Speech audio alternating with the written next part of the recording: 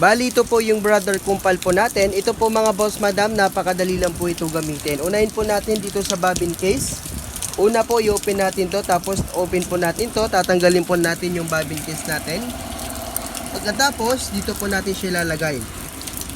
Dito tayo mag-refill ng sinulid, inibol natin yung refill natin. Tulak natin pa kanan, inapakan po natin yung foot pedal. Yung puno po nasa atin lang. Pag okay na po yung puno, itulak natin sa left side, ugutin natin.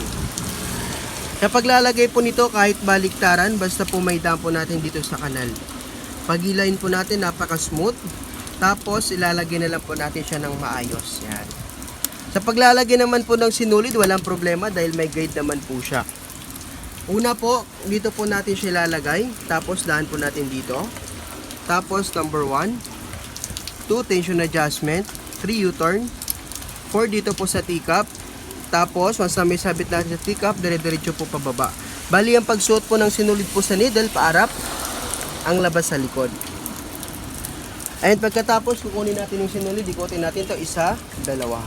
Yung dalawang thread natin, lalagay lang natin sa likod ng foot, tapos, close na lang po natin, automatic po na mananahin na po tayo. Ito pong makina po natin, madali lang po yung operate. Ito po yung reverse. Ito po yung pinaka-straight. Halimbawa po, itatapat lang po natin siya, number 4. Ito po yung distance, number 4, mas madalang. Tapos, sapakan po natin yung foot pedal. Ito po yung reverse, long press lang po natin. Ito naman po yung tinatawag natin na tension. Pag pangit yung tahi sa ilalim, dito po kayo nag-adjust. Halimbawa po, gusto nyo po ng zigzagger, number 3, ikutin lang po natin. Ito po yung lapad, pinakamalapad po, number 5. Tapos, sapakan po natin yung foot pedal natin. Ito pong makina po natin mga boss madam, madali lang po siya gamitin. Very easy to use lang po ito i-operate. Lahat po ng mga working design po nito, lahat po yan nagpa-function.